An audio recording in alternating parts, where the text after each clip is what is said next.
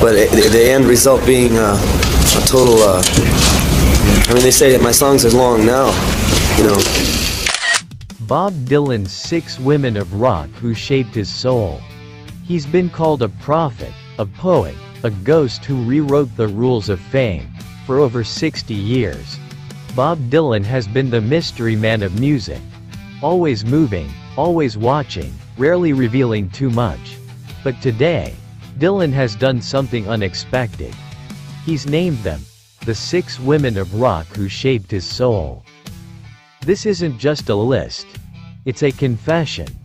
A map of heartbreaks, influences, obsessions, and quiet admiration.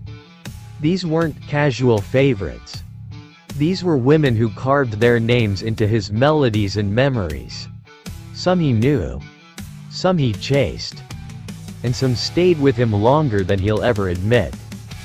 Let's start with the woman he named last, but who may have meant the most.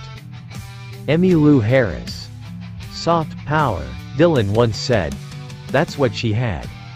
A voice that could hush a room with a single breath. Emmylou didn't try to impress. That's exactly why she did.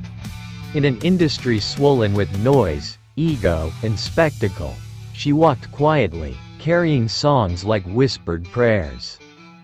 They crossed paths often, on stage, backstage, drifting through green rooms that reeked of coffee, sweat, and fading dreams.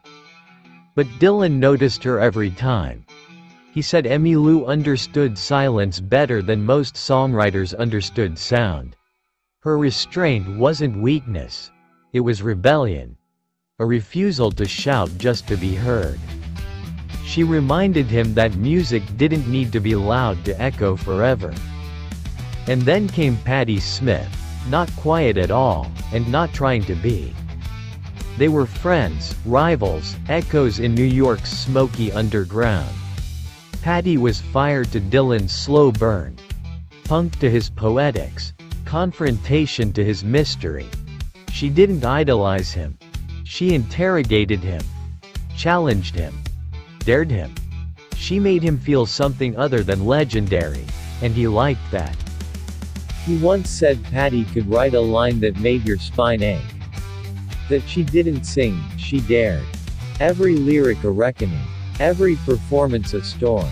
She wasn't a fan. She was a mirror. And Dylan, for all his reverence, couldn't look away. Then there was Linda Ronstadt. A woman with country roots and rock blood. They never worked together. But Dylan watched from the shadows, quietly, obsessively.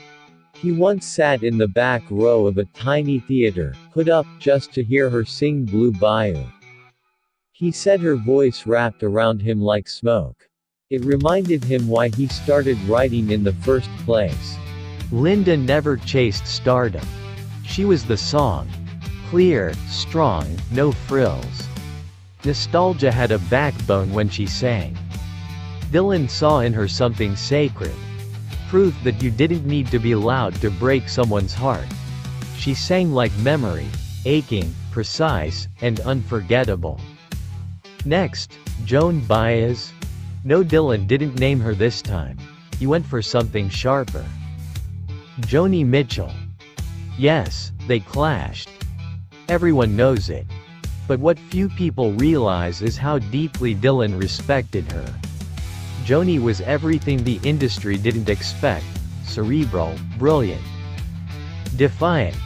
She called him out, mocked him, even, once right on stage.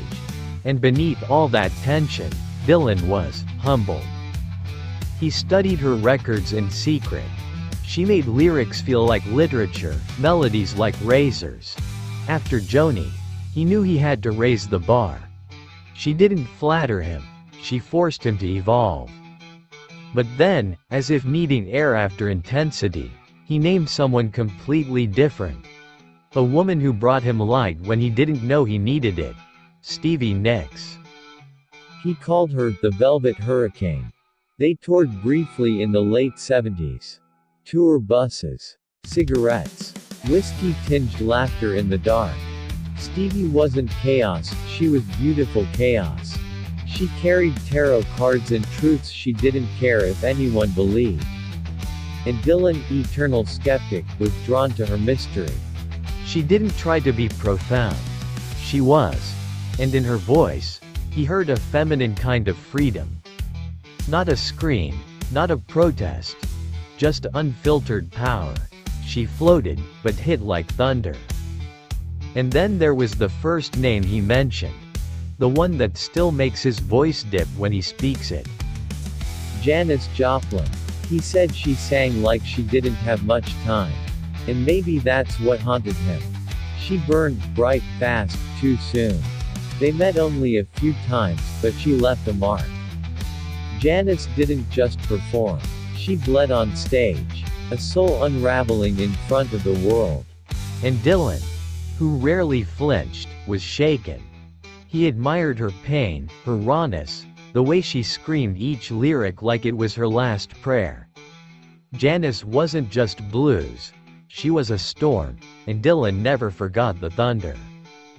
These 6 women weren't just muses to Dylan, they were echoes. Mirrors.